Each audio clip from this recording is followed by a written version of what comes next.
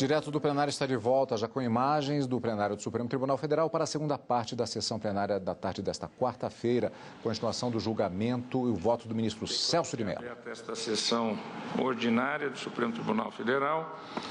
e devolvo a palavra ao eminente relator da ADO 26, ministro Celso de Mello, para a continuidade de seu voto.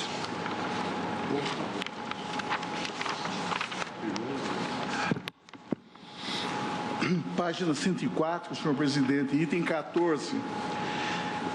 Vou analisar agora a questão da intolerância, notadamente quando dirigida contra a comunidade LGBT. Regimes democráticos não convivem com práticas de intolerância ou até mesmo com comportamentos de ódio, pois uma de suas características essenciais reside fundamentalmente no pluralismo de ideias e na diversidade de visões de mundo, em ordem a viabilizar, no contexto de uma dada formação social, uma comunidade inclusiva de cidadãos que se sintam livres e protegidos contra ações promovidas pelo Estado ou praticadas por particulares que lhes restringam o pleno exercício de suas prerrogativas e liberdades constitucionais por motivo de orientação sexual ou de identidade de gênero. A intolerância e as práticas discriminatórias dela resultantes, motivadas por impulsos irracionais, especialmente quando dirigidas contra grupos minoritários, representam um gravíssimo desafio que se oferece à sociedade civil e a todas as instâncias de poder situadas no âmbito do aparelho de Estado, com particular destaque para o Supremo Tribunal Federal. A intolerância, que traduz a antítese da ideia de respeito à alteridade, transgride de modo frontal valores básicos como a dignidade da pessoa humana e o próprio significado da noção de pluralismo, que compõem, enquanto fundamentos estruturantes que são, o próprio conceito de Estado democrático de direito. O que se mostra irrecusável presente essa configuração da ordem democrática é o fato de que a observância desses padrões constitucionais, notadamente o veto absoluto a qualquer discriminação atentatória aos direitos e liberdades fundamentais, nos termos do inciso 41 do artigo 5º da Constituição, representa fator essencial à preservação e consolidação de uma sociedade política aberta e plural. Mostra-se relevante destacar, considerado o valor incomparável da tolerância, a proclamação aprovada em 1995 pela Conferência Geral da Unesco, Declaração de Princípios sobre a Tolerância, que a define como a harmonia na diferença. Tolerância é a harmonia na diferença e como sustentáculo dos direitos humanos, do pluralismo, inclusive o pluralismo cultural, da democracia e do Estado de Direito, ao mesmo tempo em que a Unesco adverte que, aspas, praticar a tolerância não significa renunciar às próprias convicções, fecha aspas, traduzindo ao contrário, um dos efeitos virtuosos dessa atitude positiva em face de terceiros, o que estimulará naturalmente a aceitação e o respeito pela diversidade das pessoas e pela multiculturalidade dos povos, assim evitando que irrompam no seio das formações sociais a exclusão,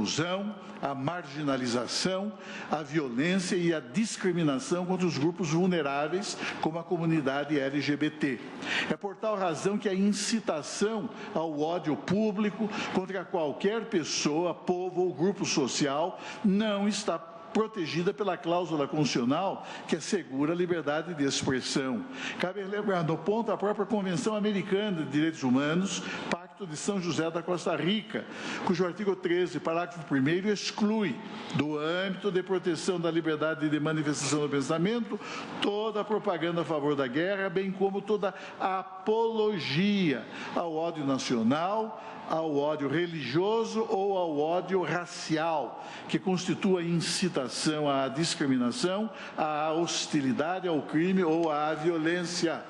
Bastante expressiva também a esse respeito, senhor presidente, foi a decisão que este plenário do Supremo Tribunal Federal proferiu no julgamento da DPF 291 do Distrito Federal, de que foi relator o eminente ministro Roberto Barroso, que restou consubstanciado, julgamento esse que restou consubstanciado em acórdão assim emendado.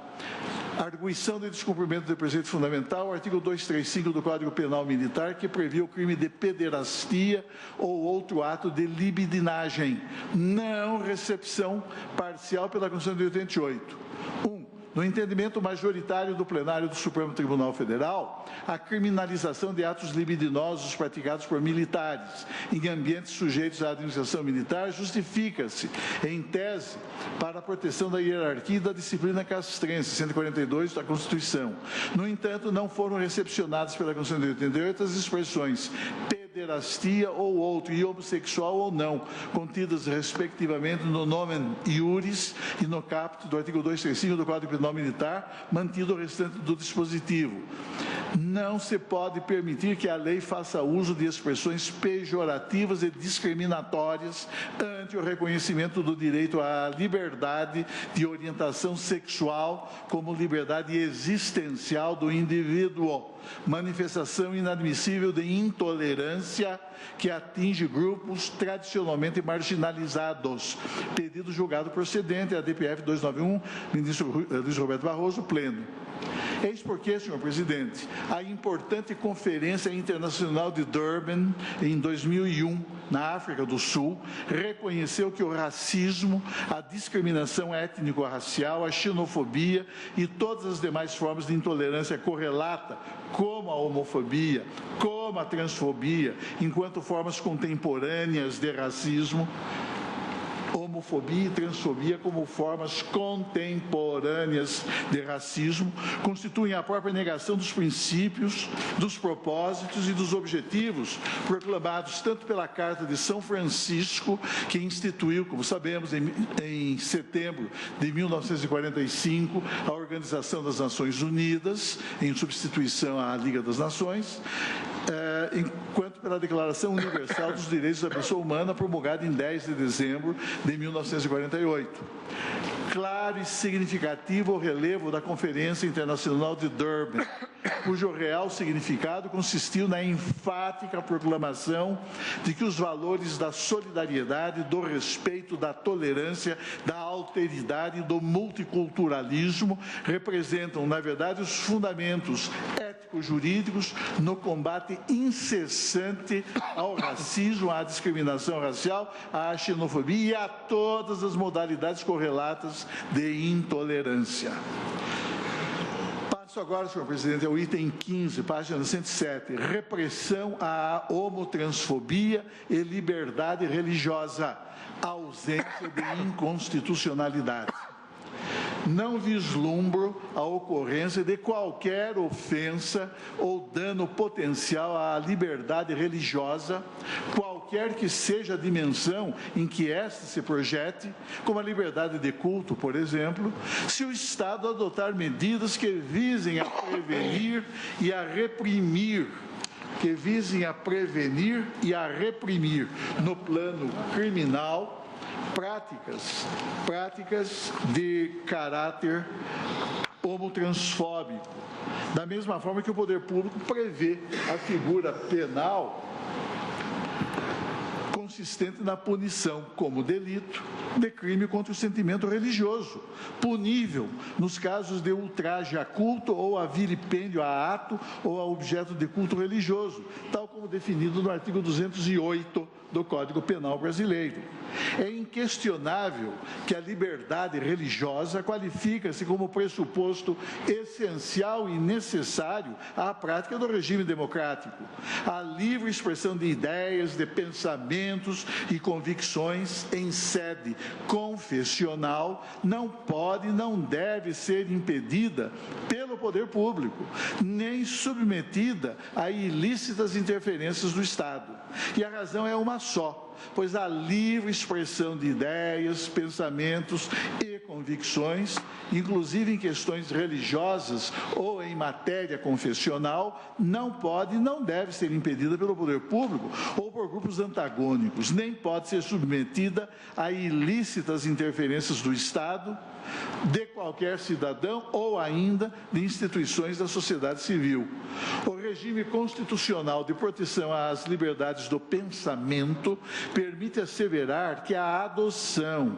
pelo pelo Estado de meios destinados a impedir condutas homofóbicas e transfóbicas, em hipótese alguma poderá coartar, restringir ou suprimir a liberdade de consciência e de crença, nem autorizar qualquer medida que interfira nas celebrações litúrgicas ou que importe em cerceamento à liberdade de palavra, seja como instrumento de pregação da mensagem religiosa, seja ainda como forma de exercer o proselitismo em matéria confessional, quer em espaços públicos, quer em ambientes privados. Não se pode ignorar, senhor presidente, que as liberdades do pensamento, inclusive quando exercidas em domínio religioso, qualquer que seja a denominação confessional envolvida, são prerrogativas essenciais de extração eminentemente constitucional, cujo efetivo respeito, por qualificar-se como pressuposto necessário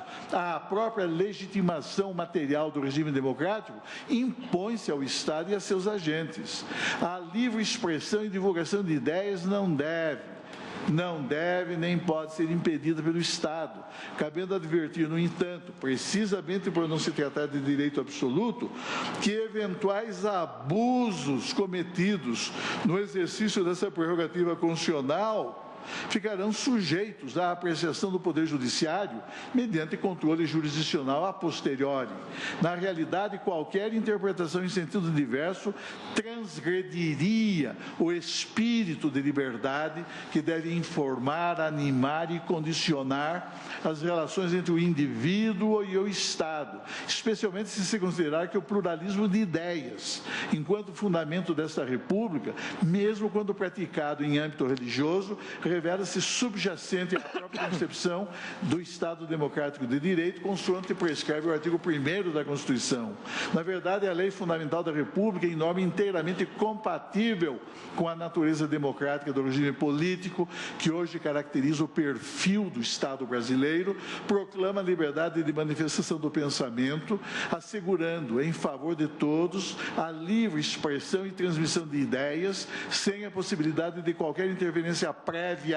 do aparelho estatal, seja para favorecer, seja para coartar o exercício da liberdade religiosa. Entendo que a prática do proselitismo, por exemplo, inclusive em temas de caráter religioso, representa elemento de concretização do direito à livre difusão de ideias ou de manifestações doutrinárias, mesmo aquelas de caráter teológico. O fato é que a Constituição Federal, ao estabelecer que são essencialmente livres a manifestação do pensamento e a comunicação de ideias, assegura o pleno exercício da liberdade de transmissão de valores, sem possibilidade de prévia interferência estatal. Não tem sentido, por isso, proibir-se o exercício da liberdade de pensamento, especialmente no plano da difusão de ideias, inclusive de natureza confessional ou de conteúdo teológico, sendo plenamente lícito desenvolver-se nessa área específica a atividade de proselitismo, sendo irrelevante sobre tal aspecto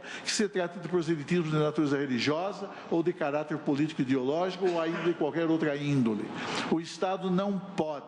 no contexto de uma sociedade que se caracteriza por seu perfil democrático, interditar, obstruir, embaraçar ou censurar ideias, convicções, opiniões ou informações, qualquer que seja o caráter de que se revistam, especialmente quando se tratar de crenças religiosas, sem incorrer, caso assim venha a agir, em inaceitável interferência em domínio naturalmente estranho às atividades governamentais. É claro, e eu relembro de novo, que a incitação ao ódio público contra qualquer pessoa, contra qualquer grupo social, não está protegida pela cláusula constitucional que assegura a liberdade de expressão. O próprio Pacto de São José da Costa Rica, como já disse em passagem anterior deste voto, exclui do âmbito de proteção da liberdade de manifestação do pensamento, aspas, toda apologia ao ódio racial ou ao ódio religioso, que constitua incitação à discriminação, à hostilidade, ao crime ou à violência. Entendo, por isso mesmo, que a prática de proselitismo, inclusive em matéria religiosa, representa elemento de concretização do direito à livre difusão de ideias, mesmo aquelas de caráter teológico. Não hesite em proclamar, por isso mesmo, senhor presidente, em destacar a relevantíssima circunstância de que, no contexto de uma ordem democrática, como a nossa, torna-se imperioso reconhecer que temas de caráter teológico, quaisquer que sejam, que busquem atribuir densidade teórica a ideias propagadas pelos seguidores de qualquer corrente de pensamento, estão necessariamente fora do alcance do poder censório e do poder jurídico penal do Estado, sob pena de gravíssima frustração e aniquilação da liberdade constitucional de expressão e de disseminação sempre legítima das mensagens inerentes às posições doutrinárias em geral. Não se alberga, contudo, o discurso de ódio. E, quanto a isso, a norma fundada na Convenção Americana de Direitos Humanos é muito clara.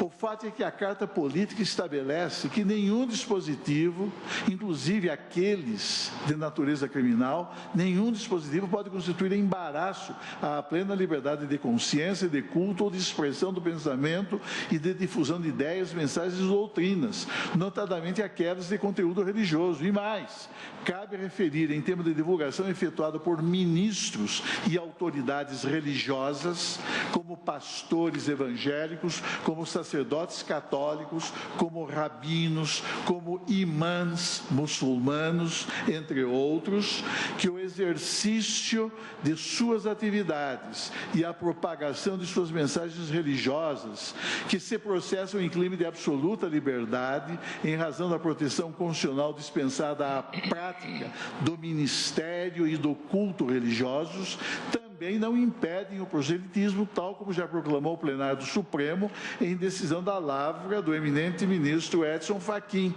E eu reproduzo nas páginas 110 e 111 a ementa consubstanciadora desse importante julgamento plenário, no qual o ministro Fachin fez consignar que a liberdade religiosa não é exercível apenas em privado, mas também no espaço público, e inclui o direito de tentar convencer os outros, por meio do ensinamento, a mudar de religião. O discurso proselitista é, pois, inerente à liberdade de expressão religiosa. E diz que viola a Constituição Federal a proibição de veiculação de discurso proselitista em serviço de radiodifusão comunitária. E, neste caso, o plenário desta Corte julgou procedente a ação direta de inconstitucionalidade, a DIN 2566 do Distrito Federal. Regimes democráticos não convivem com práticas de intolerância, nem se mostram compatíveis com restrições de caráter censório em matéria de comunicação, de transmissão, de circulação de opiniões, de propagação e de pregação de mensagens, inclusive mensagens de conteúdo religioso, pois uma de suas características essenciais reside fundamentalmente no pluralismo de ideias e na diversidade de visões de mundo, em ordem a viabilizar, no contexto de uma dada formação social, uma comunidade inclusiva de cidadãos, de fiéis e de líderes religiosos que se sintam livres e protegidos contra ações estatais que lhes restringam os direitos por motivo de crença religiosa ou de convicção política ou filosófica. O que se mostra irrecusável, presente essa configuração da ordem democrática, consiste no fato de que a observância desses padrões constitucionais, notadamente o veto absoluto a qualquer discriminação atentatória aos direitos e liberdades fundamentais, representa um fator essencial à preservação e consolidação de uma sociedade política livre, aberta e plural.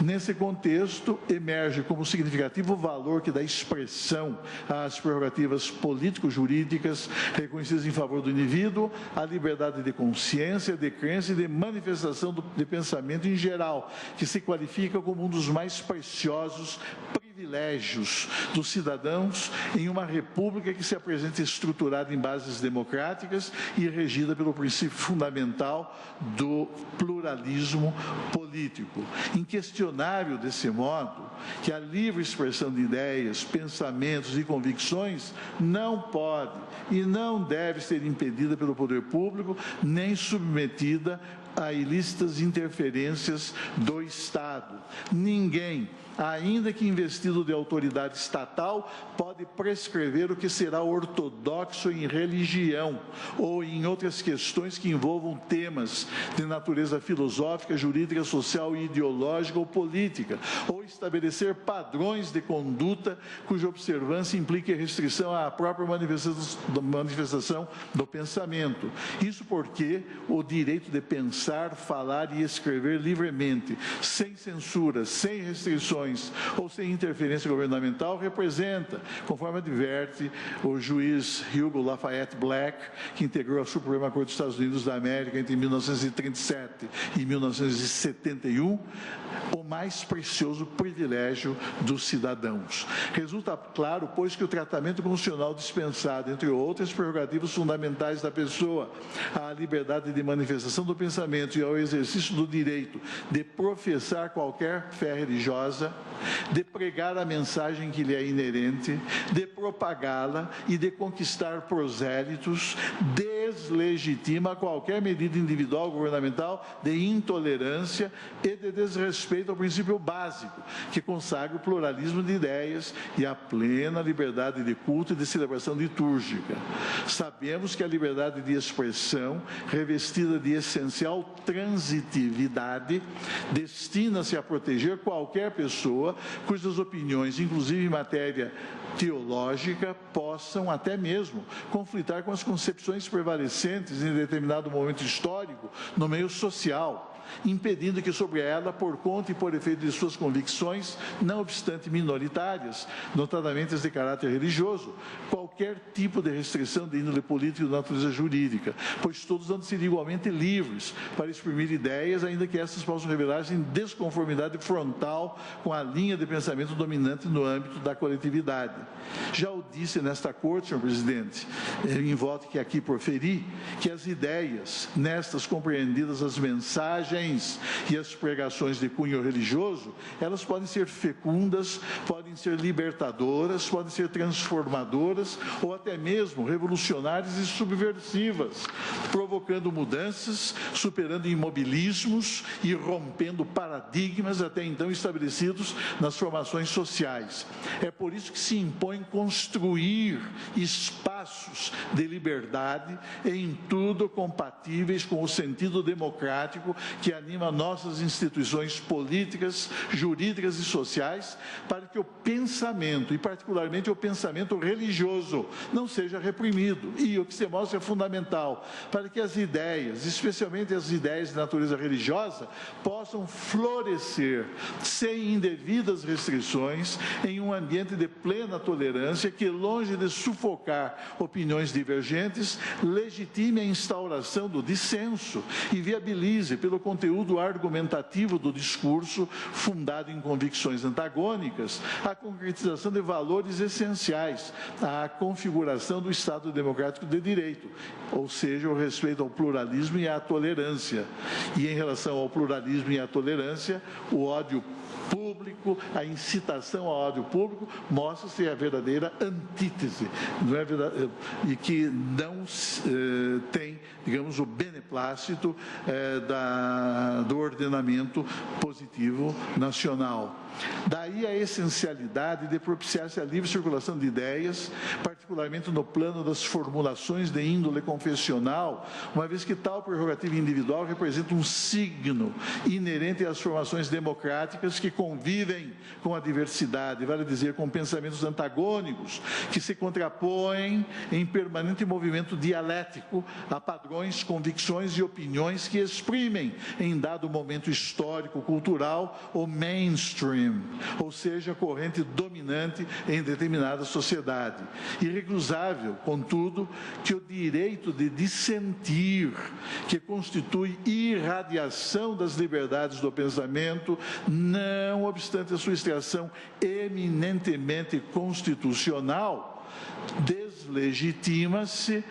quando a sua exteriorização atingir, lesionando os valores e bens jurídicos postos sob a imediata tutela da ordem constitucional, como sucede com o direito de terceiros, por exemplo, com o direito dos integrantes da comunidade LGBT à incolumidade de seu próprio patrimônio moral. Bastante expressiva a esse respeito a decisão que o plenário desta Corte proferiu por unanimidade no julgamento da DPF 187-F, que fui relator e que restou consubstanciado julgamento no ponto ordem em exame em acórdão assim emendado. E eu transcrevo nas páginas 115 e 16 um fragmento longo por si só, de uma emenda mais longa ainda, em torno da liberdade de expressão, da necessidade de se respeitar o direito à livre expressão e as ideias, mesmo aquelas que conflitem com o pensamento e os valores dominantes do meio social, e também o fato de que o princípio majoritário, embora desempenhe importante papel no processo decisório, não pode legitimar a supressão, a frustração ou até mesmo a aniquilação de direitos fundamentais. E também falo sobre a questão da função contra-majoritária da jurisdição constitucional do Estado Democrático de Direito, e inadmissibilidade de qualquer proibição estatal do dissenso, etc. e tal. Vê-se que o direito ao dissenso, desde que não resvale abusivamente quanto ao seu exercício para o campo do direito penal, vindo a concretizar, por exemplo, em virtude de conduta desviante, qualquer dos delitos contra a honra, calúnia, difamação ou injúria, encontre suporte legitimador em nosso ordenamento jurídico, mesmo que de sua prática possam resultar, especialmente no domínio religioso e espiritual, posições, opiniões ou ideias no plano doutrinário, não de incitação ao ódio público, que não reflitam o pensamento eventualmente prevalecente em dado meio social, ou até mesmo que hostilizem, por efeito do seu conteúdo argumentativo, a corrente majoritária de pensamento. Menciono aqui um fragmento de uma decisão da Suprema Corte Americana, que eu sempre reproduzo quando discutimos a questão da liberdade de expressão. Foi um voto vencido, proferido pelo juiz Oliver Wendell Holmes Jr., num caso de 1929, de um notável histórico voto, não é, que foi na época acompanhado inteiramente pelo juiz Louis Brandeis, nas quais Holmes deixou positivado, digo eu aqui, um dictum imorredouro fundado na primeira emenda à Constituição dos Estados Unidos da América e que reproduzo em livre tradução. Disse então o juiz Holmes: mas se há algum princípio da Constituição que deva ser imperiosamente observado, mais do que qualquer outro, é o princípio que consagra a liberdade de expressão do pensamento, mas não a liberdade do pensamento apenas em favor daqueles que concordam conosco, mas sim a liberdade do pensamento que nós próprios odiamos e repudiamos. Fecha aspas. Trata-se, digo eu, de fragmento histórico e retoricamente poderoso, que bem define o verdadeiro sentido da proteção constitucional à liberdade de manifestação do pensamento. Vale dizer, garantir não apenas o direito daqueles que pensam como nós, mas igualmente proteger o direito dos que sustentam ideias, mesmo que se cuide de ideias ou de manifestações religiosas que causem discordância ou que provoquem até mesmo repúdio por parte da maioria existente em uma dada coletividade, mas excluída sempre por ilegítima, por incivil, por incompatível com os valores consagrados na Constituição, a incitação ao ódio público, ao ódio racial. O pluralismo que legitima a livre circulação de ideias e que, por isso mesmo, estimula a prática da tolerância tolerância, exprime, por tal razão, um dos fundamentos estruturantes do Estado Democrático de Direito, e é o que expressamente proclama, em seu artigo 1º, inciso 5º, a própria Constituição da República. Pronunciamentos de índole religiosa, que extravasam os limites da livre manifestação de ideias, degradando-se ao nível primário do insulto, da ofensa e, sobretudo, do estímulo à intolerância e ao ódio público contra os integrantes da comunidade LGBT, por exemplo, não merecem a dignidade da proteção constitucional, que assegura a liberdade de expressão do pensamento, mas que não pode compreender, em seu âmbito de tutela, manifestações revestidas de ilícito penal, como aquelas que se traduzem na incitação ao ódio racial. Isso significa que a prerrogativa concernente à liberdade de manifestação do pensamento, por mais abrangente que deva ser o seu campo de incidência, não constitui meio que possa legitimar a exteriorização de propósitos criminosos, especialmente quando as expressões de ódio público,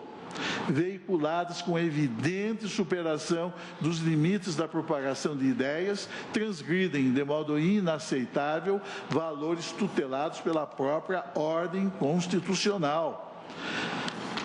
Afinal, como já decidiu esta Corte, não há no sistema constitucional brasileiro direitos ou garantias que se revistam de caráter absoluto.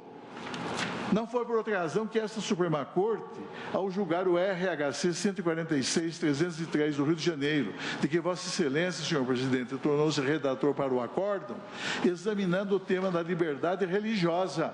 na perspectiva dos excessos decorrentes do seu exercício, reconheceu que a superação abusiva dos limites da pregação religiosa não tem o amparo da Constituição da República, pois a liberdade de expressão, quando implicar transgressão ao ordenamento penal, mostrar-se-á conflitante com o texto constitucional. E transcrevo na página 119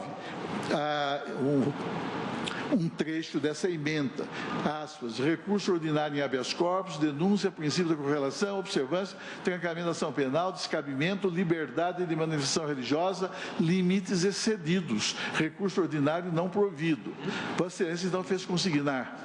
que o direito à liberdade religiosa é, em grande medida, o direito à existência de uma multiplicidade de crenças ou descrenças religiosas, que se vinculam e se harmonizam para a sobrevivência de toda a multiplicidade de fés protegida constitucionalmente na chamada tolerância religiosa. Há que se distinguir entre o discurso religioso, que é centrado na própria crença e nas razões da crença, e o discurso sobre a crença alheia, especialmente quando se faça com o intuito de atingi-la, de rebaixá-la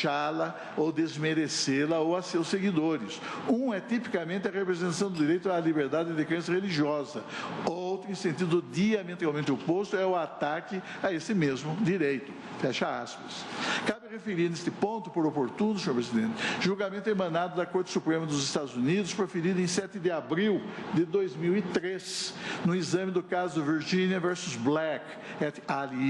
quando essa alta corte concluiu que não é incompatível com a primeira emenda que protege a liberdade de expressão naquele país, a lei penal que pune como delito o ato de queimar uma cruz, cross burning, com a intenção de intimidar. Eis que o gesto de queimar uma cruz com tal intuito de ameaça, de intimidação, representa no meio social em que praticado, no caso tratava-se de um estado do sul, o estado da Virgínia, um iniludível símbolo de ódio destinado a transmitir àqueles a quem se dirige tal mensagem o propósito criminoso de ameaçar. Em tal julgamento, a Corte Suprema dos Estados Unidos, cuja jurisprudência em torno da primeira emenda orienta-se no sentido de reconhecer quase incondicionalmente a prevalência da liberdade de expressão, adotando por isso mesmo o critério da preferred position, proclamou, não obstante essa proteção constitucional, proclamou, não obstante, que essa proteção constitucional não é absoluta, sendo lícito ao Estado punir certos comportamentos cuja exteriorização traduz a concretização de propósitos criminosos, como manifestações de ódio a uma determinada raça. Disso tudo resulta que pregações religiosas, sermões ou homilias, enquanto expressões legítimas de transmissão, de divulgação e de circulação de ideias em matéria de doutrina religiosa ou de exposição de princípios teológicos, tem sim o amparo do texto constitucional, que protege aqueles que, na condição de fiéis ou de líderes ou de autoridades religiosas, desempenham, junto às respectivas congregações, atividade pastoral ou de natureza confessional. A exposição e a reprodução de narrativas, de conselhos, lições ou orientações constantes de qualquer livro sagrado referentes a qualquer religião, como a Bíblia, a Torá, o Alcorão, a codificação espírita, os Vedas hindus e o Dhammapada budista, entre outros, não se revelam aptos a configurar delitos contra a honra, porque veiculados com o intuito de divulgar o pensamento resultante do magistério teológico e da filosofia espiritual, que são próprios de cada uma dessas denominações confessionais, circunstância que descaracteriza por si só o animus injuriandi vel diffamandi, tornando legítimos por isso mesmo o discurso e a pregação, enquanto expressões dos postulados de fé de tais religiões. Não constitui demasia assinalar no ponto que a divulgação objetiva de fatos ou de narrativas religiosas não basta só por si para configurar hipótese de ilicitude civil e ou penal, pois jamais se pode presumir o intuito doloso de ofender subjacente à exposição descritiva veiculada pelos líderes e pregadores religiosos com apoio do magistério contido em qualquer desses livros sagrados. Na realidade, a inexistência do elemento subjetivo pertinente aos delitos contra a honra afasta a própria caracterização formal dos crimes de calúnia, difamação e injúria, que exigem sempre a presença do dolo específico, sem o qual não se aperfeiçoam as figuras típicas em questão, e é o que dizem os autores penalistas eminentes que eu aqui menciono. A intenção de ofender desse modo constitui um dos essentialia delicti. Sem o propósito deliberado de ofender, que traduz elementos subjetivos do tipo penal, não se realiza o crime contra a honra. Nesse contexto, as denominadas excludentes anímicas, entre as quais o animus narrandi, por exemplo, elas, excludentes anímicas, desempenham um papel de grande relevo jurídico penal pelo fato de a sua ocorrência implicar descaracterização do elemento subjetivo inerente aos crimes contra a honra. Tal circunstância afasta a ocorrência dos delitos contra a honra, nos quais o dolo jamais resulta, como diz o professor Heleno Cláudio Fragoso, aspas, da própria expressão objetivamente ofensiva, fecha aspas. Eis que nesse tema, não sendo de cogitar do dolo in re ipsa, não há como simplesmente presumi-lo. Como ressaltar nesse sentido a jurisprudência do Supremo Tribunal Federal, revelando essa mesma percepção a respeito do tema. Jurisprudência que tem reconhecido que as referidas excludentes anímicas, quando presentes no discurso alegadamente ofensivo, descaracterizam a própria delituosidade do comportamento dos agentes. E eu aqui menciono vários precedentes. Portanto, quando, digamos, o líder religioso lê, simplesmente, digamos, extrai da Bíblia, digamos, passagens que possam ser consideradas ofensivas à comunidade LGBT, mas que tem fundamento na Bíblia, está agindo animo narrandi, com o ânimo, com a intenção de narrar. Essa é uma excludente anímica, não há que se cogitar de crime contra a honra, mesmo porque nisso não há incitação ao ódio público. O que se veda, isso sim, e não é só em relação a líderes religiosos, mas a qualquer qualquer pessoa é a incitação ao ódio público, é a incitação ao ódio racial, é a incitação ao ódio religioso, por exemplo. E sob esse aspecto, nós temos a Convenção Americana de Direitos Humanos, que é fundamental. Eu, pessoalmente, entendo que convenções internacionais de direitos humanos têm hierarquia constitucional. Não é a posição que tem prevalecido na jurisprudência desta Corte, mas este tribunal avançou ao conferir um caráter de supralegalidade, portanto, uma posição hierarquicamente superior ao direito interno, a esses tratados internacionais, a esses pactos internacionais de direitos humanos. Portanto, é importante o que diz precisamente esse artigo 13 da Convenção Americana de Direitos Humanos. Ele protege, sim, a liberdade de expressão, mas ele exclui do âmbito tutelar, não é, dessa prerrogativa, a incitação ao ódio público, a incitação ao ódio religioso, a incitação ao ódio racial e nela, na incitação ao ódio racial, compreendida a incitação ao ódio aos integrantes do grupo LGBT.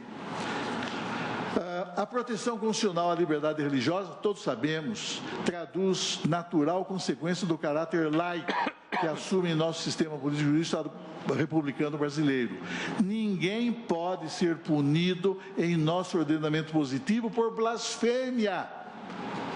Ninguém pode ser punido em nosso ordenamento positivo por apostasia. Pois, como tenho enfatizado ao longo deste voto, o Estado laico não tem qualquer interesse de índole religiosa, sendo-lhe indiferente a escolha pessoal de qualquer cidadão em matéria confessional. Cidadão a quem se reconhece o direito de professar ou de não professar qualquer corrente religiosa, permitindo-se-lhe ainda, sem que possa sofrer qualquer restrição em sua esfera jurídica, celebrar cultos absolutamente divorciados do sentimento geral de religiosidade prevalecente no âmbito social. O que não se revela lícito a qualquer pessoa, no entanto, além de não poder ofender a honra de terceiros, além disso, em razão de sua preferência religiosa, é escarnecer de alguém em público por motivo de crença ou função religiosa, ou então de impedir ou de perturbar cerimônia ou prática de culto religioso, ou ainda vilipendiar publicamente ato ou objeto de cunho religioso, como chutar imagens sagradas de uma dada religião, como praticar atos de iconoclastia em relação a objetos caros ao culto de uma determinada denominação confessional. Atos de vilipêndio não são admitidos pela legislação brasileira. É por isso que a jurisprudência dos tribunais, tendo em vista o que diz o artigo 208 do Código Penal brasileiro, tem reconhecido a possibilidade de incriminação daquele que, aspas, embriagado, e estou fazendo referência às ementas de vários julgados, aquele que, aspas, embriagado, ingressa na igreja no momento da celebração da missa, perturbando a cerimônia com palavrões, RT tal, ou então, aspas, agindo com o intuito de perturbar o culto religioso, entre outros artifícios, direciona possantes alto-falantes para o prédio da igreja e liga os aparelhos em altíssimo volume com músicas carnavalescas e, em outras oportunidades, faz uso de estampidos de bombas juninas, tudo para impedir as orações e os cânticos dos fiéis. Fecha aspas. Também incide no artigo 208 do Código Penal aquele que, objetivando impedir a realização de casamento em templo religioso, perturba a cerimônia e a prática desse ato, tumultuando, desorganizando e alterando o seu regular desenvolvimento, vindo a forçar o celebrante de abreviar a realização da cerimônia.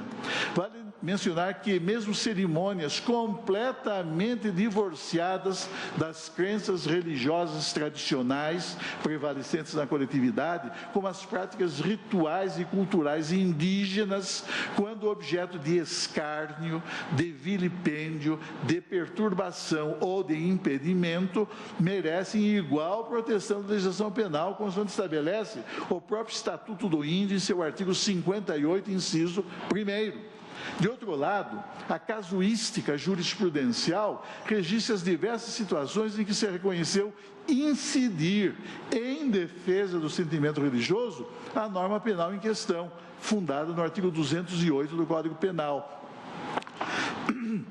E aqui é uma série de decisões, tanto do Tribunal de Justiça de São Paulo, como do lamentavelmente extinto Tribunal de Alçada Criminal, também do Estado de São Paulo. O TACRIM de São Paulo decidiu interrupção de culto na igreja pentecostal, no momento em que, pelo alto-falante, se anunciava que uma criança iria ressuscitar naquele local. Foi abusivo o ato do réu que, não compreendendo o sentido da cerimônia e da conclamação do povo ao culto, com inspiração em conhecida passagem do Evangelho, a cena em que Jesus se dirige à casa de Lázaro e ele, morto, diz-lhe, não é? Lázaro, levanta e anda. Pois bem, inspiração em conhecida passagem do Evangelho desbordou para o escândalo, vociferando em público de maneira a interromper o ato que se realizava no templo repleto de fiéis. Desrespeitou a garantia constitucional do livre exercício do culto religioso e de sua liturgia. O réu não podia, portanto, arvorar-se em censor da atividade religiosa e interromper aquela solenidade. Ou então efetuar disparos de arma de fogo diante da capela em que o sacerdote proferiu o sermão da missa, perturbando o culto. Ou então, para a configuração do crime do artigo 208 do Código Penal, é necessário que o escárnio seja dirigido a determinada pessoa, sendo que há assertiva de que determinadas religiões traduzem possessões demoníacas ou espíritos imundos, espelham tão somente posição ideológica, dogmática de crença religiosa, não tipificando o crime, vilipêndio ou ultraje a culto.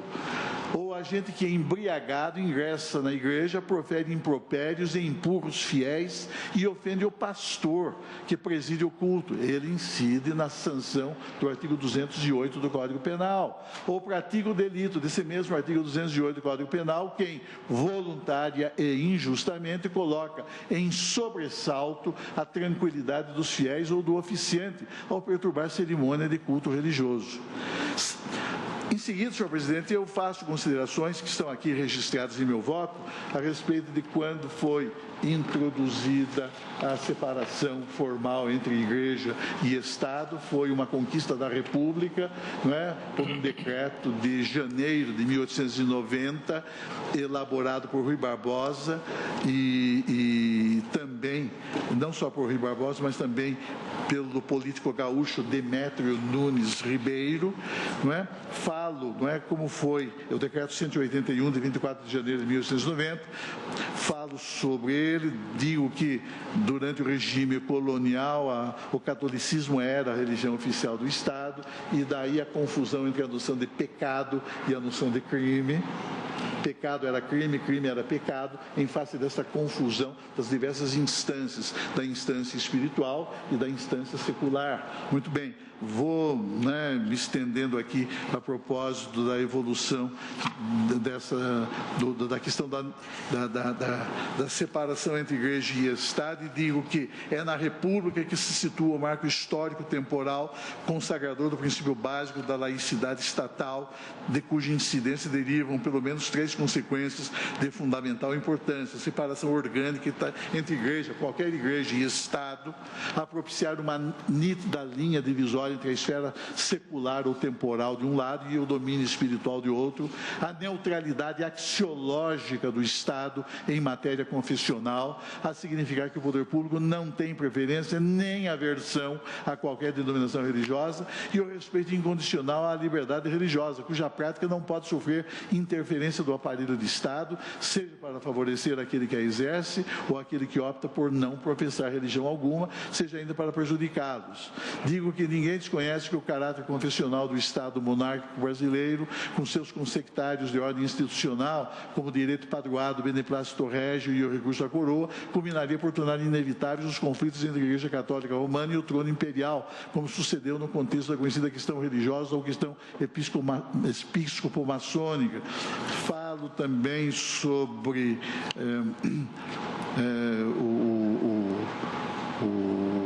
a importância de se reconhecer a essencial necessidade de se estabelecerem espaços de independente atuação, sem recíprocas interferências entre a Igreja e o Estado, criando-se aquilo que o Jefferson, já presidente dos Estados Unidos da América, em carta dirigida à congregação da Igreja Batista em Danbury, no estado de Connecticut, em 1º de janeiro de 1802, denominada a Wall of Separation between Church and State, portanto, um muro de separação entre a Igreja e o Estado, demonstrando assim a nítida percepção de que a separação formal e efetiva entre Igreja e Estado constitui pressuposto necessário à realização de um duplo e fundamental objetivo. De um lado, impedir que o poder do Estado venha a interferir no direito ao livre exercício dos cultos religiosos, quaisquer que sejam, transgredindo desse modo a prática da liberdade religiosa, e de outro, obstar que grupos religiosos, inclusive facções fundamentalistas, intervindo no desempenho das funções governamentais, venham a apropriar-se do aparelho estatal, submetendo-o aos desígnios de uma dada confissão religiosa, como acontece, por exemplo, nos estados muçulmanos. A questão da apostasia, não é? Ou a questão da blasfêmia são comportamentos que geram sanções de ordem penal. Por quê? Porque a transgressão aos princípios corânicos, vale dizer, aos postulados fundados no Alcorão, representam transgressões à própria lei penal do Estado. Poucos anos atrás, o que houve? Um determinado muçulmano converteu-se à fé cristã. Não é? Pois bem, foi considerado um apóstata e condenado à morte. Quer dizer, isso é absolutamente inaceitável, incogitável sequer em nosso sistema. O fato é que, quando os fundadores da República conceberam essa forma de governo no Brasil, preocuparam-se desde logo ao viabilizarem as novas conquistas e avanços em implementar a separação institucional entre Igreja e Estado, que se consolidou em momento posterior com a promulgação da Constituição Republicana de 1891, que veio a consagrar de maneira bastante expressiva o princípio da laicidade estatal. Falo as diversas projeções concretizadoras do princípio da laicidade estatal. Refiro-me a um importante julgamento desta Corte em 1949 a respeito de uma cisão que houve no seio da Igreja Católica, fundando-se a Igreja Cismática, a Igreja Católica Apostólica Brasileira, e qual foi a decisão que esta Corte proferiu, e transcrevo, por muito importante, o voto vencido do saudoso ministro Hahnemann Guimarães, e em seguida registro no plano do direito comparado o tratamento normativo que a República Portuguesa dispensou à liberdade religiosa, estabelecendo na Lei 16 de 2001, que é o Estatuto de Liberdade Religiosa naquele país, o conteúdo positivo da liberdade religiosa, artigo 8º, e também o conteúdo negativo da liberdade religiosa, artigo 9º, aquilo que é assegurado a todos e aquilo que ninguém pode fazer. E eu transcrevo tudo isso nas páginas 132, 133 e 134 do meu voto. E em seguida, destaco uma passagem muito expressiva do professor Daniel Sarmento, quando cuida da legalização do aborto e da Constituição e da questão da liberdade religiosa e do princípio da laicidade do Estado. Isso está nas páginas 136 e 137. E, portanto, insisto na asserção de que, em matéria confessional, o Estado brasileiro há de manter-se em posição de estrita neutralidade axiológica, em ordem a preservar, em favor dos cidadãos, a integridade do seu direito fundamental à liberdade religiosa. O Estado não tem, e é importante sempre afirmar isso daqui, senhor presidente, o Estado não tem interesses de ordem confessional. O Estado não tem interesses de ordem confessional e a ele é indiferente o conteúdo das ideias religiosas que eventualmente venham a circular e a ser pregadas por qualquer grupo confessional. Portanto, temas de caráter teológico que busquem atribuir densidade teórica a ideias propagadas pelos seguidores de qualquer fé religiosa estão necessariamente fora do alcance do poder do Estado. Digo também, senhor presidente, na página 138, que o Supremo Tribunal Federal deve sustentar o seu julgamento, esse julgamento, em razões eminentemente não religiosas, considerada a realidade de que o Estado brasileiro, fundado no pluralismo de ideias e apoiado em bases democráticas, qualifica-se como uma república essencialmente laica e não confessional. Para que não se repita uma vez mais, aqui entre nós, senhor presidente, o gravíssimo erro histórico em que incidiu em 1633 o Tribunal do Santo Ofício, que constrangeu Galilei, sob pena de condenação à morte na fogueira, a repudiar as suas afirmações cientificamente corretas a propósito do sistema heliocêntrico, reputadas, no entanto, incompatíveis com a Bíblia pelas autoridades e teólogos da Igreja de Roma. E a resposta que ele dá ao sair dos salões da Santa Inquisição, dizendo em voz baixa: Epur se move, e no entanto ela, a terra, se move. É importante ensinar no ponto, senhor presidente, as reflexões que Baruch de Spinoza, judeu de ascendência sefardita, expôs em seu tratado teológico-político, segunda edição Martins Fontes, um livro forjado no inferno, segundo um de seus críticos, que constitui, no entanto, a despeito das inúmeras objeções contra ele feitas, um dos textos filosóficos mais relevantes e influentes na história do pensamento ocidental, a ponto de a comunidade hebraica de Amsterdã havê-lo anatematizado, impondo-lhe o herem, que é uma verdadeira excomunhão hebraica. Com efeito, Spinoza, cuja vida foi inteiramente dedicada no plano filosófico ao exame da questão fundamental da liberdade humana, jamais se despojou de seu espírito crítico, havendo sido punido pela sinagoga portuguesa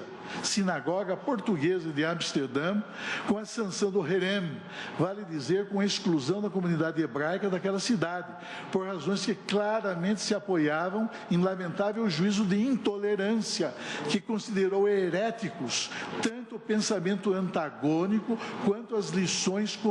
desse filósofo holandês, que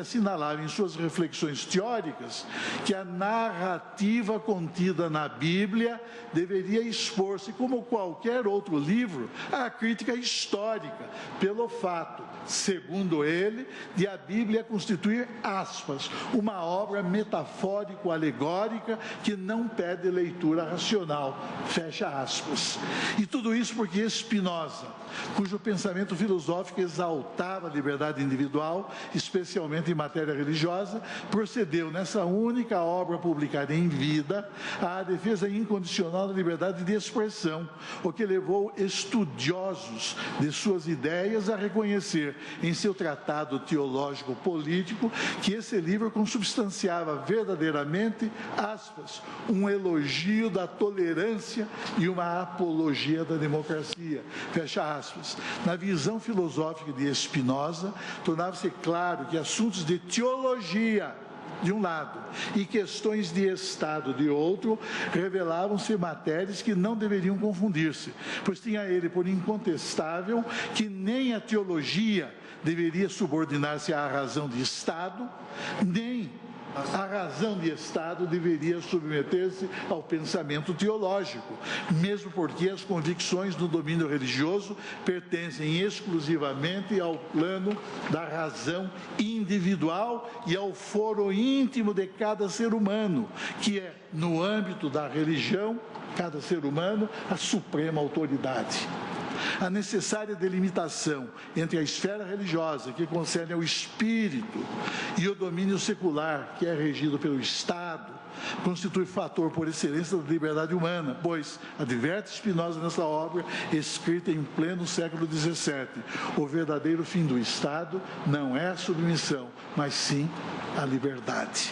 Inquestionável desse modo que o Estado, quando busca impor o predomínio de uma dada religião, ou quando pretende restringir os direitos de quem professa ou deixa de professar determinada fé religiosa, instituindo medidas de repressão ou de discriminação contra aqueles que exercem as prerrogativas inerentes à liberdade religiosa, revela a face intolerante que as modernas constituições dos Estados democráticos repudiam, certamente atentas a uma advertência que, atravessando os séculos e apoiada no pensamento filosófico e liberal de Spinoza, que põe ênfase na questão da liberdade humana e que exalta a virtude da tolerância, reconhece os perigos resultantes do extravasamento pela teologia dos limites que a circunscrevem, projetando-a sobre domínios a ela estranhos, com o propósito de controle das instituições seculares e, por consequência, de subjugação do espírito que anima e alimenta o direito inalienável de ser essencialmente livre.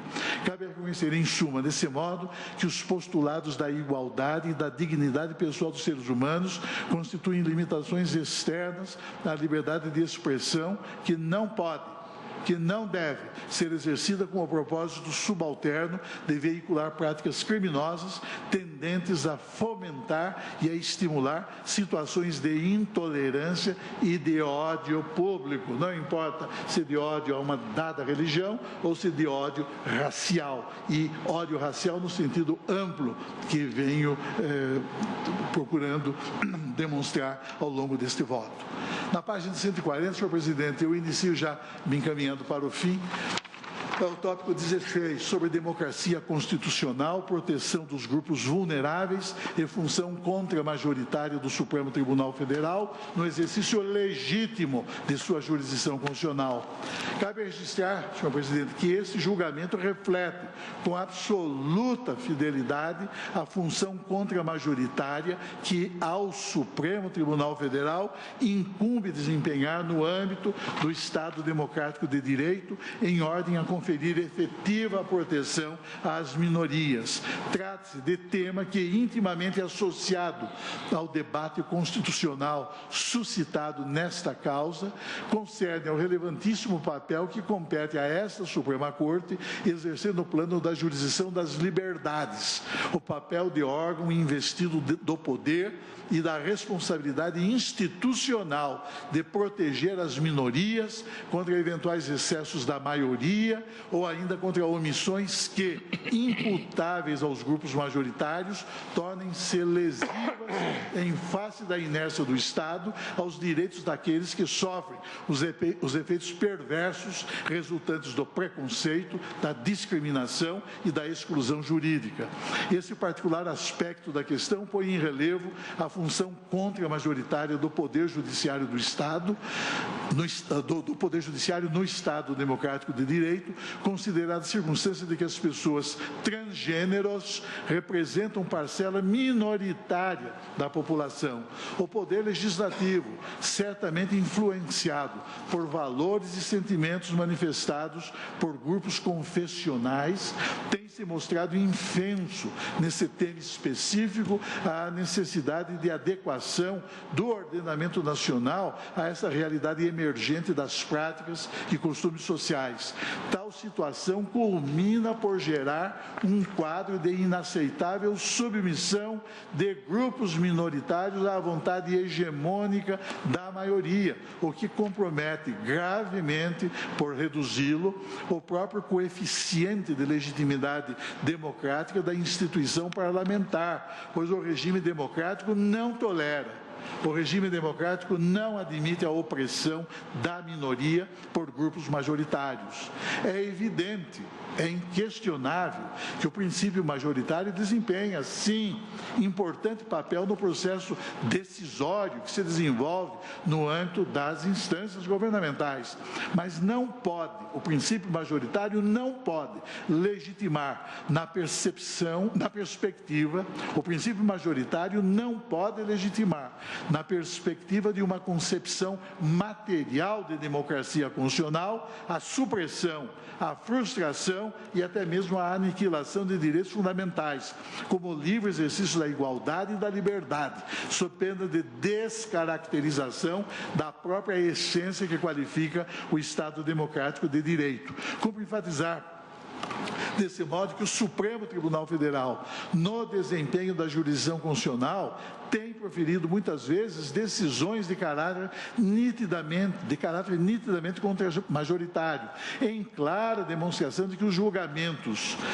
desta Corte Suprema, quando assim proferidos, objetivam preservar, em gesto de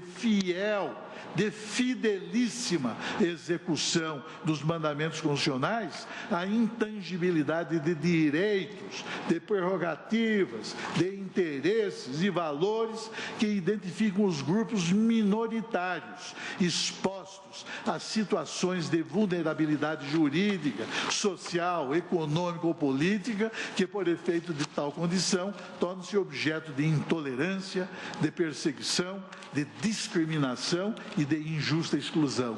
O tema da preservação e do reconhecimento dos direitos das minorias deve compor, por tratar-se de questão impregnada do mais alto relevo, a agenda desta Corte Suprema, incumbida, por efeito de sua destinação institucional, de velar pela supremacia da Constituição e de zelar pelo respeito aos direitos, inclusive de grupos minoritários, que encontram um fundamento legitimador onde? No próprio Estatuto Constitucional. A necessidade de assegurar-se em nosso sistema jurídico proteção às minorias e aos grupos vulneráveis qualifica-se, na verdade, como um fundamento imprescindível à plena legitimação material do Estado Democrático de Direito. É por isso, senhor presidente, que tenho por inteiramente procedentes e inteiramente aplicáveis ao caso as observações que fez, em precisa abordagem do tema, o grupo Arco-Íris de Conscientização Homossexual no julgamento da ADIM 4277 do Distrito Federal. E o que foi dito então por esse amicus curiae? O papel desempenhado pelos direitos fundamentais na restrição da soberania popular decorre da limitação imposta pelo princípio do Estado de Direito, que não admite a existência de poderes absolutos, nem mesmo da soberania popular, e do fato de que uma dimensão formal da democracia não está habilitada para proteger efetivamente o funcionamento democrático do Estado. Da mesma forma que se veda à maioria que faça determinadas escolhas, suprimindo direitos necessários à participação política de determinados cidadãos, é igualmente vedado a essa maioria que deixe de tomar decisões necessárias à efetivação da igualdade entre os indivíduos. Para salvaguardar os requisitos essenciais à participação dos indivíduos no processo democrático, o judiciário é mais uma vez chamado a tomar tal posição de vanguarda, garantindo o livre exercício da liberdade e igualdade, atributos da cidadania e principalmente a dignidade humana. É preciso atuar onde não há certeza e efetividade do sistema nas relações privadas em prol dessas garantias. Não pode o Estado democrático de direito conviver com o estabelecimento de uma diferença entre pessoas e cidadãos com base em sua sexualidade, assim como é inconstitucional punir, perseguir ou impedir o acesso dos homossexuais a bens socioculturais, e é igualmente inconstitucional excluir essa parcela de cidadãos do direito à segurança em suas relações afetivas. Nesse passo, o Poder Judiciário assume sua mais importante função, a de atuar como poder contra-majoritário, de proteger as minorias contra imposições desarrazoadas ou indignas das maiorias. Ao assegurar à parcela minoritária da população o direito de não se submeter à maioria, o Poder Judiciário revela sua verdadeira força no equilíbrio entre os poderes e na função como garante dos direitos fundamentais. E para que o regime democrático, senhor presidente, para que o regime democrático não se reduza a uma categoria político-jurídica meramente conceitual ou simplesmente formal, torna-se necessário assegurar às minorias, notadamente em sede jurisdicional, quando tal se impuser, a plenitude de meios que lhes permitam exercer de modo efetivo os direitos fundamentais que a todos, sem distinção, são assegurados, pois ninguém se sobrepõe. Ninguém se sobrepõe, nem mesmo os grupos majoritários, aos princípios superiores consagrados pela Constituição da República. Isso significa, portanto, numa perspectiva pluralística, em tudo compatível com os fundamentos estruturantes da própria ordem democrática, que se impõe à organização de um sistema de efetiva proteção, especialmente no plano da jurisdição, aos direitos, liberdades e garantias fundamentais em favor das minorias, sejam elas quais forem, para que tais prerrogativas essenciais não se convertam em fórmula destituída de significação, o que subtrairia, consoante adverte do eminente advogado Sérgio Cérvulo da Cunha, o necessário coeficiente de legitimidade jurídico-democrática ao regime político vigente em nosso país. No item 17, senhor presidente, página 144 seguintes, eu destaco a busca da felicidade como projeção do princípio constitucional da dignidade da pessoa humana. E enfatizo, como já acentuei em diversos votos proferidos nesta Corte Suprema, que a proposta ora veiculada nesta sede de controle abstrato encontra suporte legitimador em postulados fundamentais, como os da liberdade, da autodeterminação, da igualdade, do pluralismo, da intimidade e, sobretudo, segundo penso, o da busca da felicidade, que decorre por implicitude do núcleo de que se irradia o valor fundante da dignidade da pessoa humana. O papel relevante que assume o postulado da dignidade da pessoa humana, cuja centralidade confere-lhe a condição de significativo vetor interpretativo, verdadeiro valor fonte, que conforma e inspira todo o ordenamento constitucional vigente em nosso país, que traduz de modo expressivo um dos fundamentos em que se assenta entre nós a ordem republicana e democrática, consagrada pelo sistema de direito constitucional positivo, tal como tem reconhecido a jurisprudência desta Corte, em decisões que, no ponto, refletem com precisão o próprio magistério da doutrina. Todos os autores ilustres, Zé Afonso da Silva, Rodrigo da Cunha Pereira, Ingo Zarlet, Immanuel Kant, na sua fundamentação da metafísica dos costumes e outros escritos, o professor e ministro Luiz Edson Fachin, em suas questões do direito civil brasileiro contemporâneo, enfim, todos esses eminentes autores destacando a importância e centralidade do postulado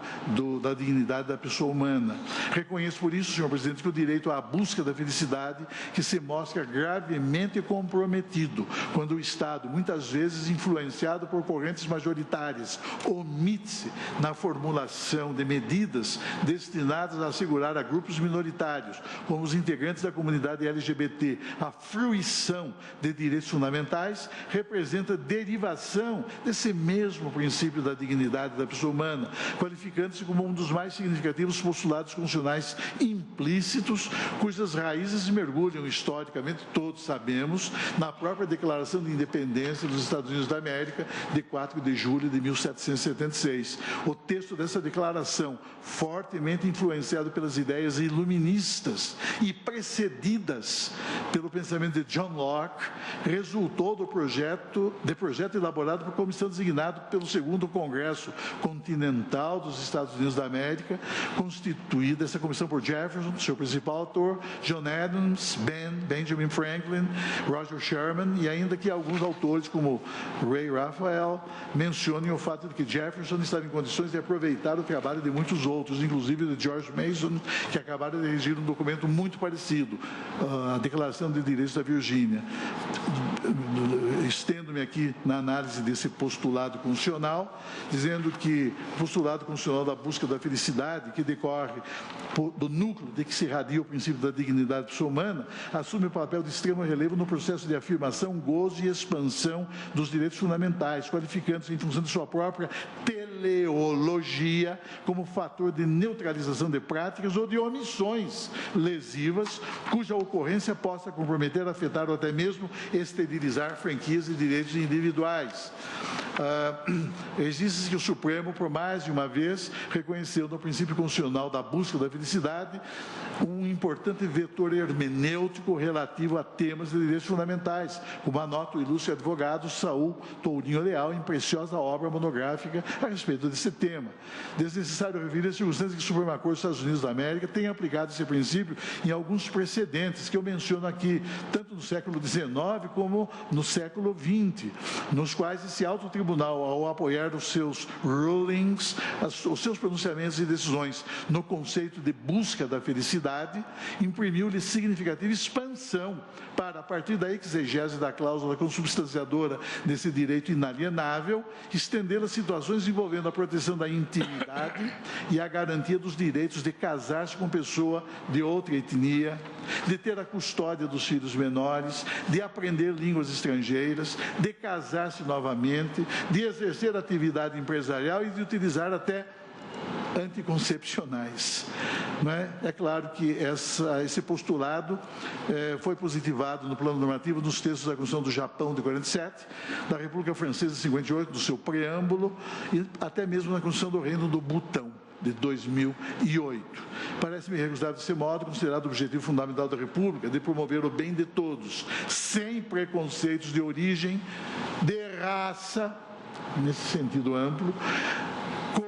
e quaisquer outras formas de discriminação, artigo 3º, inciso 4 da Constituição, que é o reconhecimento do direito à busca da felicidade enquanto ideia-força que emana diretamente do postulado constitucional da dignidade da pessoa humana, autoriza, presente o contexto de exame, também o acolhimento do pleito de julgamento. Uma observação final, senhor presidente, item 18, página 148. O significado da defesa da Constituição pelo Supremo. Cabe assinalar por necessário e relevante que se impõe ao Supremo Tribunal Federal, tornado guardião da ordem constitucional por deliberação soberana da própria Assembleia Nacional Constituinte, reafirmar a cada momento o seu respeito, o seu apreço e a sua lealdade ao texto da Constituição Democrática do Brasil. Nesse contexto, incumbe aos juízes da Corte Suprema do Brasil o desempenho do dever que lhes é inerente, o de velar pela integridade dos direitos fundamentais de todas as pessoas, o de repelir condutas governamentais abusivas, o de conferir prevalência à essencial dignidade da pessoa humana, ou de fazer cumprir os pactos internacionais que protegem os grupos vulneráveis expostos a práticas discriminatórias e o de neutralizar qualquer ensaio de opressão estatal ou de agressão perpetrada por grupos privados. O Supremo Tribunal Federal possui a exata percepção dessa realidade e, por tal razão, tem consciência do grave compromisso que incide sobre esta alta corte, consistente em preservar a intangibilidade da Constituição que nos governa a todos,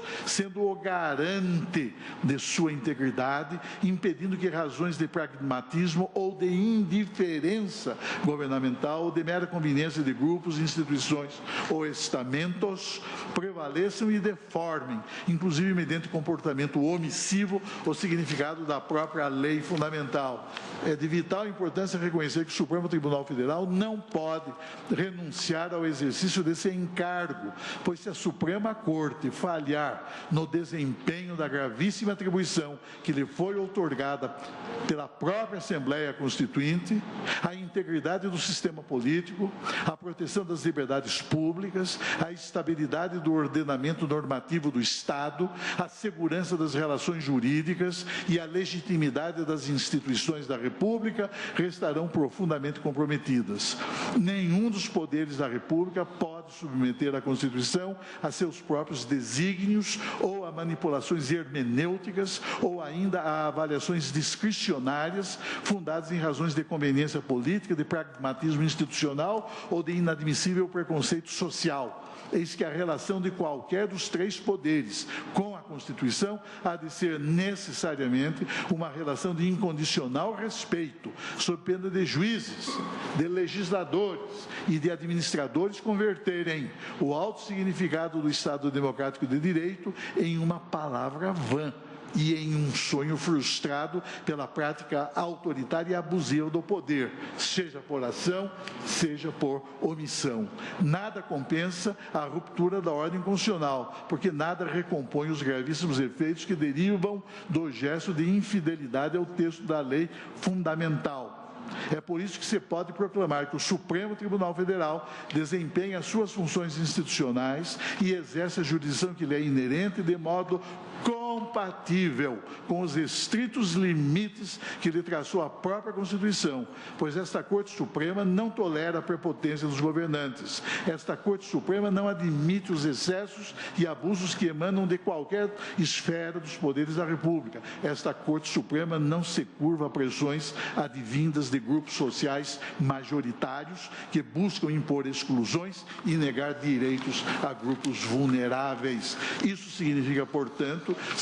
reconhecer que a prática da jurisdição constitucional, quando provocada por aqueles atingidos pelo arbítrio, pela violência, pelo preconceito, pela discriminação e pelo abuso, não pode ser considerada, ao contrário do que muitos erroneamente supõem e afirmam, um gesto de indevida interferência da Suprema Corte do Brasil na esfera orgânica dos demais poderes da República. O Supremo Tribunal Federal, ao suprir as omissões inconstitucionais dos órgãos estatais e ao adotar medidas que objetivem restaurar a Constituição violada pela inércia dos poderes do Estado, nada mais faz senão cumprir a sua missão constitucional e demonstrar com esse gesto o respeito incondicional que os juízes desse tribunal têm pela autoridade da lei fundamental da República. Não constitui demasia destacar, senhor presidente, a importância do poder judiciário na estrutura institucional em que se organiza o aparelho de Estado, pois os magistrados e tribunais, notadamente este Supremo Tribunal Federal, exercem papel que se reveste de significativo relevo político-jurídico nas formações sociais que integram, pois não há na história das sociedades políticas o registro de um povo que, despojado de um judiciário independente, tenha conseguido, mesmo assim, preservar os seus direitos e conservar a sua própria liberdade. E é significativo, senhor presidente, que se discuta o tema pertinente aos direitos humanos, valendo destacar nesse contexto a Declaração Universal dos Direitos da Pessoa Humana, promulgada em Paris pela Terceira Assembleia Geral da ONU há 70 anos, em 10 de dezembro de 1958.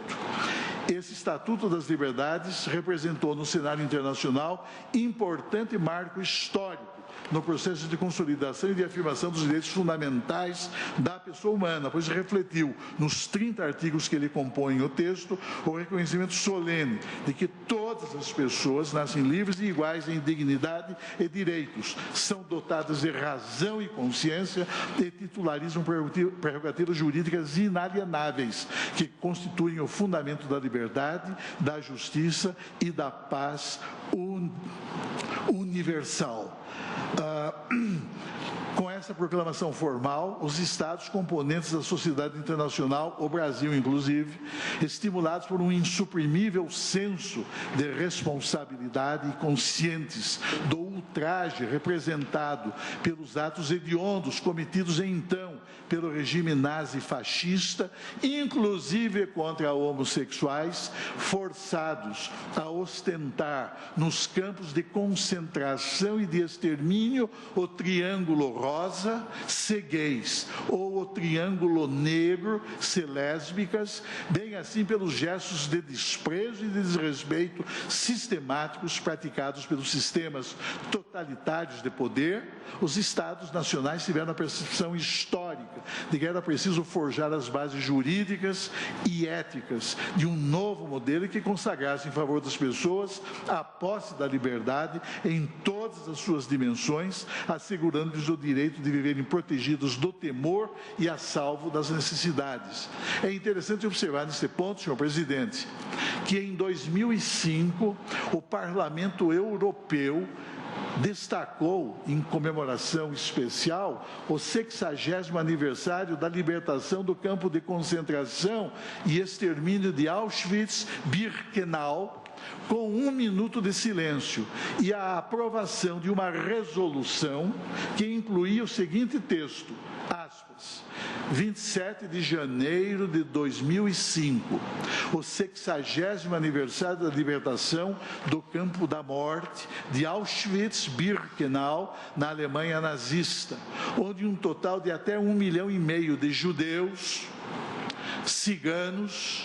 poloneses, russos e prisioneiros de outras nacionalidades e homossexuais foram assassinados. Essa data é não só uma ocasião suprema para que os cidadãos europeus relembrem e condenem o enorme horror e tragédia do Holocausto, mas também para salientar o perturbador aumento do antissemitismo, e especialmente dos incidentes antissemitas na Europa, e para aprender de novo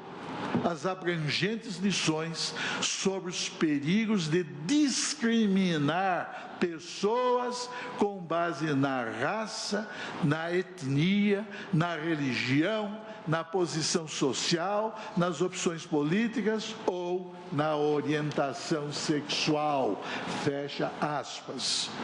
E em 6 de maio de 2008, uma rua de Berlim recebeu o nome de Magnus Hirschfeld, precisamente na margem oposta do rio Spree, onde se situava o Instituto para o Estudo de Sexualidade. É a data do 75º aniversário da destruição do Instituto, em 1933, pelas hordas nazistas totalitárias. E a 27 de maio de 2008 foi inaugurado oficialmente o Memorial de Berlim aos homossexuais perseguidos durante o período nazista, e, portanto, incluídos, enfim, no terrível Holocausto europeu. É preciso, pois, senhor presidente, que o Estado, ao magnificar e ao valorizar o significado real que inspira a Declaração Universal dos Direitos das Pessoas Humanas, pratique, sem restrições, sem tergiversações, sem omissões, os postulados que esse extraordinário documento de proteção internacional consagra em favor, não de uns, não de alguns, mas em favor de todo o gênero humano. Essencial, portanto, ter consciência de que se revela inadiável conferir real efetividade no plano interno aos compromissos internacionais assumidos pelo Estado brasileiro em tema de direitos humanos. A questão dos direitos essenciais da pessoa humana, precisamente porque o reconhecimento de tais prerrogativas funda-se hoje em consenso universal, não mais constitui, observa Bobbio, problema de natureza filosófica ou de caráter meramente teórico, mas representa, isso sim, tema fortemente impregnado de significação política, na medida em que se torna fundamental e inadiável instituir meios destinados a protegê-los, conferindo-lhes efetividade e execuibilidade no plano das relações entre o Estado e os indivíduos. É esse, pois, o grande desafio com que todos, governantes e governados, nos defrontamos no âmbito de uma sociedade democrática. Extrair, como observam eminentes autores, entre os quais o nosso colega, professor e ministro Alexandre de Moraes, ao lado do professor Paulo Bonavides, ao lado do professor Celso Laffer. É preciso extrair das declarações internacionais e das proclamações constitucionais de direitos a sua máxima eficácia, em ordem a tornar possível o acesso dos indivíduos e dos grupos sociais a sistemas institucionalizados de proteção aos direitos fundamentais da pessoa humana, quaisquer que sejam as gerações ou as dimensões em que esses se projetem. E eu concluo o meu voto, senhor presidente, penitenciando-me por sua extensão. Mas este é um tema extremamente delicado, muito sensível e de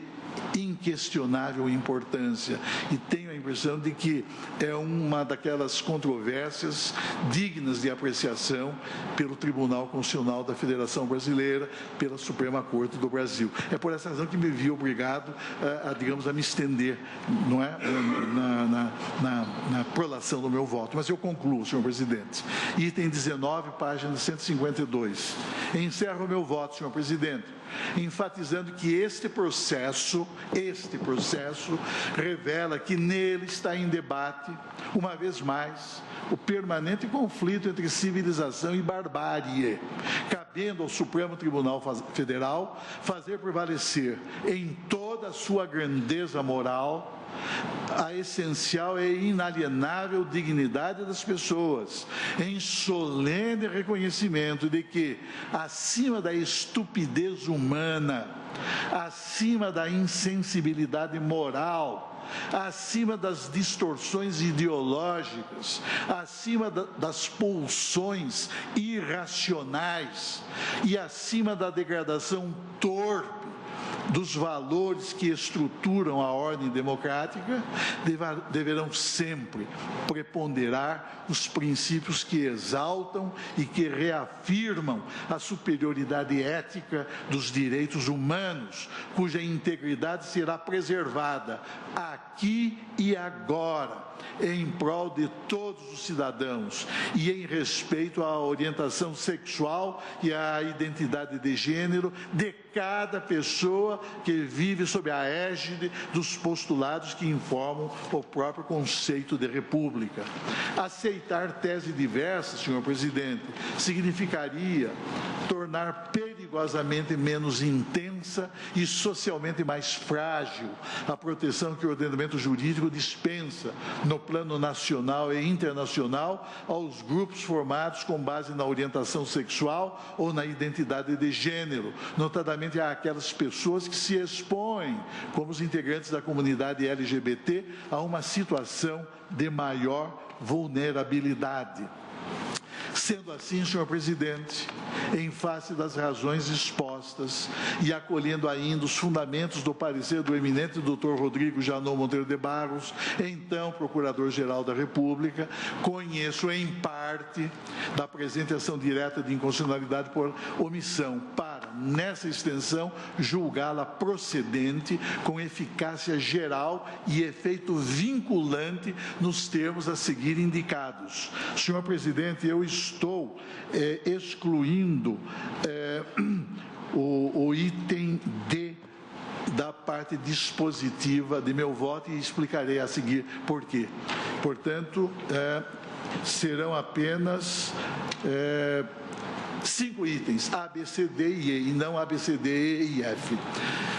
Primeiro, reconhecer o estado de mora inconstitucional do Congresso Nacional na implementação da prestação legislativa destinada a cumprir o mandado de incriminação a que se referem os incisos 41 e 42 do artigo 5º da Constituição para efeito de proteção penal aos integrantes do grupo LGBT.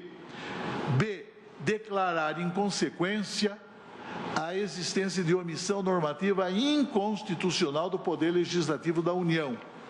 C, cientificar o Congresso Nacional para os fins e efeitos a que se refere o artigo 103, parágrafo 2º da Constituição, combinado com o artigo 12H, caput da Lei 9868 de 99. D, a letra, eu estou excluindo a letra D. Eu estou passando para a letra E, que é renumerada para D. Dar interpretação conforme à Constituição, em face dos mandados constitucionais de incriminação inscritos nos incisos 41 e 42 do artigo 5º da Carta Política, para enquadrar a homofobia e a transfobia, qualquer que seja a forma de sua manifestação, nos diversos tipos penais definidos em legislação penal já existente, que é a Lei 7716 de 89, até que sobrevenha legislação autônoma editada pelo Congresso Nacional. E faço isso, seja por considerar-se nos termos termos deste voto, que as práticas homotransfóbicas qualificam-se como espécies do gênero racismo, na dimensão de racismo social, consagrado pelo Supremo Tribunal Federal no julgamento plenário do HC 82.424 do Rio Grande do Sul, caso Elvanger, quando o plenário dessa corte entendeu que o antissemitismo também era uma forma de racismo e, portanto, qualquer prática antissemítica enquadrava-se nos tipos penais que definem o delito em questão. Na medida em que essas condutas importam em atos de segregação que inferiorizam membros integrantes do grupo LGBT em razão de sua orientação sexual ou de sua identidade de gênero, seja ainda porque tais comportamentos de homotransfobia ajustam-se ao conceito de atos de discriminação e de ofensa a direitos e liberdades fundamentais daqueles que compõem o grupo vulnerável em questão. E observe uma coisa, apenas para concluir, uma coisa interessante.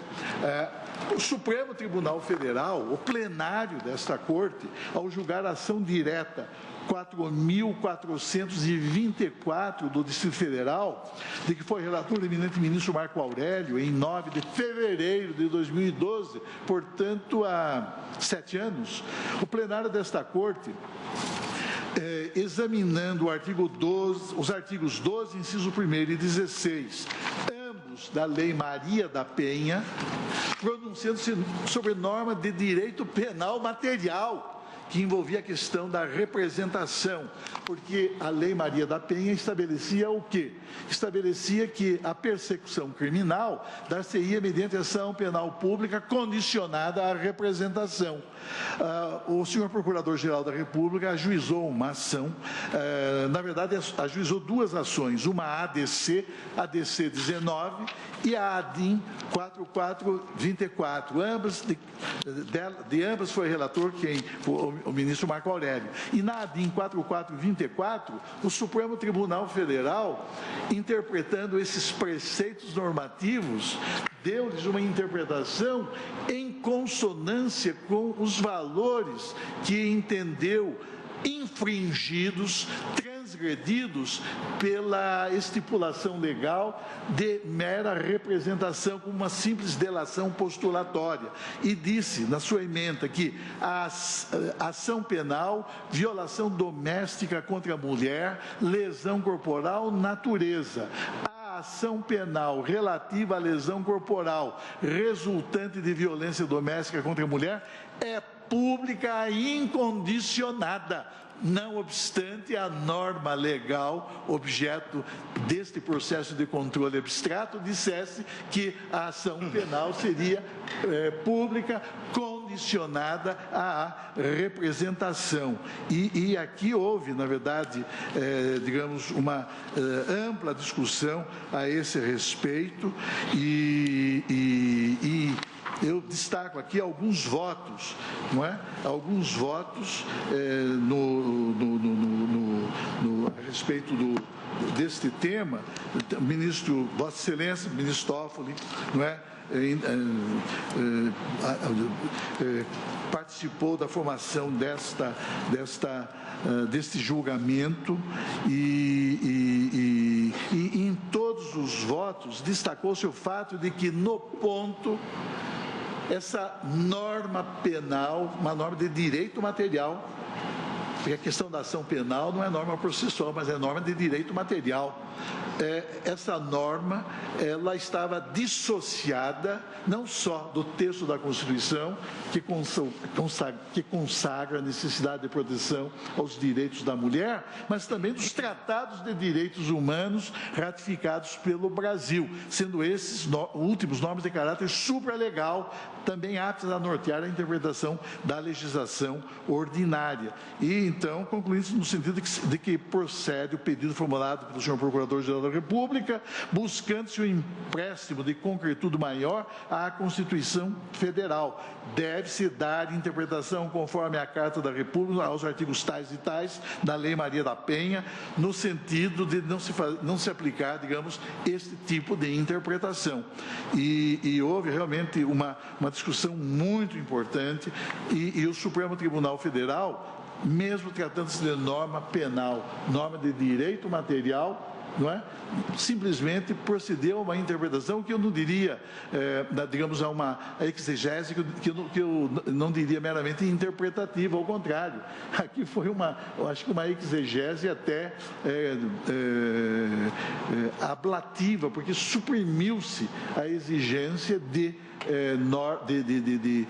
delação postulatória, que é o outro nome da representação criminal, para se definir como sendo incondicionada a representação. Do direito comparado, só para concluir, o Tribunal Constitucional da Colômbia, defrontando-se com uma norma do direito penal colombiano que pune como o nosso aquele que sem justa causa deixa de adimplir a prestação alimentar. Não é? E o Código Penal colombiano estabelecia, digamos, definia como sujeito ativo qualquer membro, qualquer dos cônjuges. A questão surgiu quando um dos parceiros numa união civil homoafetiva inadimpliu o seu encargo alimentar. Seria aplicável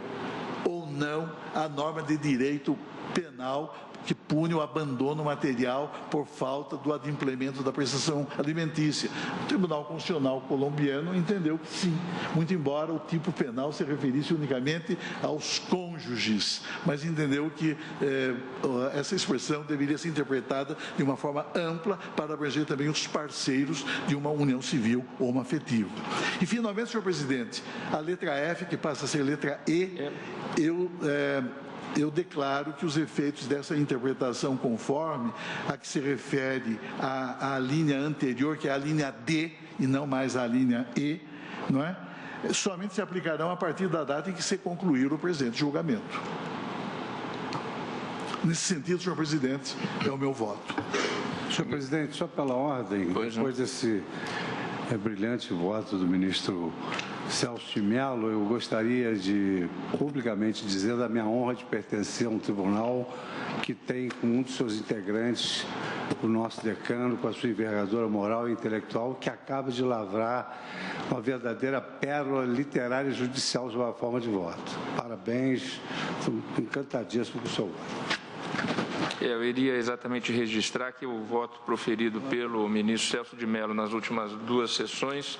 é um voto que honra a história desta Corte e engrandece o Supremo Tribunal Federal e a todos nós. Somos muito gratos por esses 2 dias que acompanhamos. Eu acompanhei aqui folha por folha este brilhantíssimo voto que Vossa Excelência nos trouxe. Diante do adiantado da hora, nós retomaremos amanhã com o voto do ministro Luiz Edson Fachin, relator do mandado de injunção. E a sessão administrativa que faríamos hoje ficou cancelada e vamos remarcar futuramente. Agradecendo a presença de todos, declaro encerrada a sessão.